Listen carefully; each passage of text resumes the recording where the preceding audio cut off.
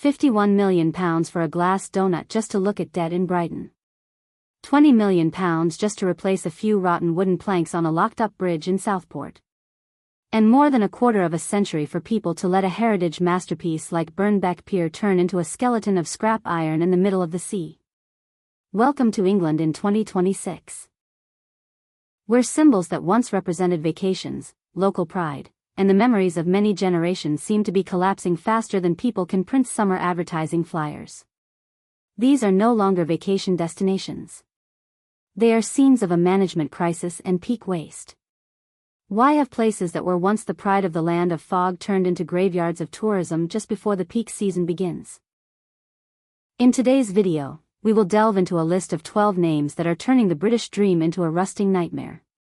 Now stay and look up at the sky in Brighton, because there is a multi-million-pound observation tower waiting to siphon off the law of your tax money. Brighton, once dubbed the unofficial summer capital of England.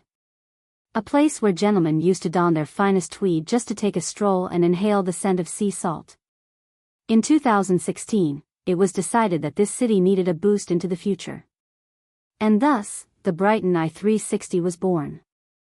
A tower over 160 meters tall, looking no different from a giant needle piercing the sky of Sussex, with a moving glass donut touted as the highest observation deck in the world. A symbol of pride, it's hard to deny that.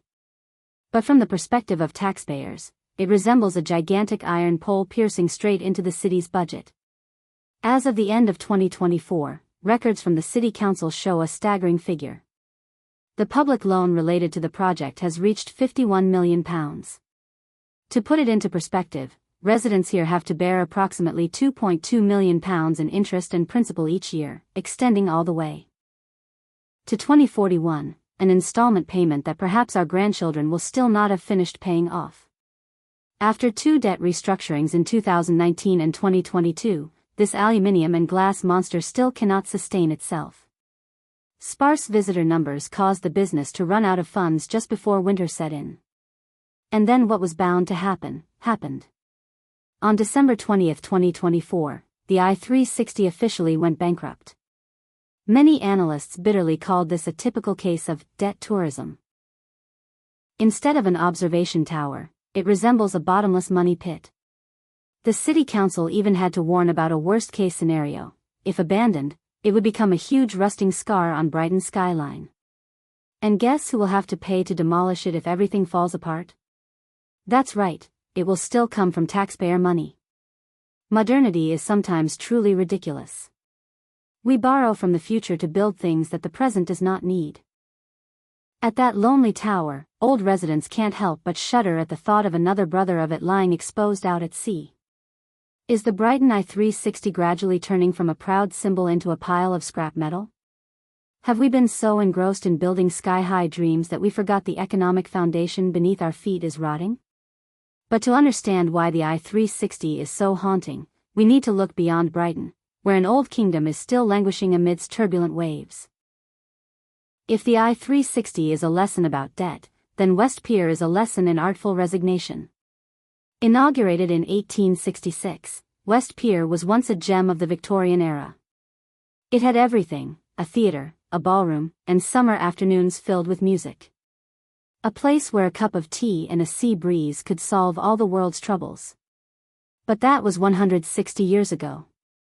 Today, it is a black, rusted iron frame standing alone in the waves. What was once a symbol of prosperity now looks no different from a shipwrecked forgotten bee.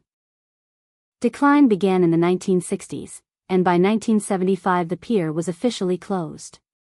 But the fatal blow came in 2003 with two mysterious fires within just 2 months. Some say it was intentional, a suspicious end for a monument that no one had the funds to restore, yet no one had the heart to demolish. There is something deeply ironic when a cultural heritage burns to the ground amid legal disputes, while tens of millions are poured into a modern tower right next to it. Is it that people prefer shiny new things rather than preserving old values? For young tourists, West Pier is just a moody photo backdrop.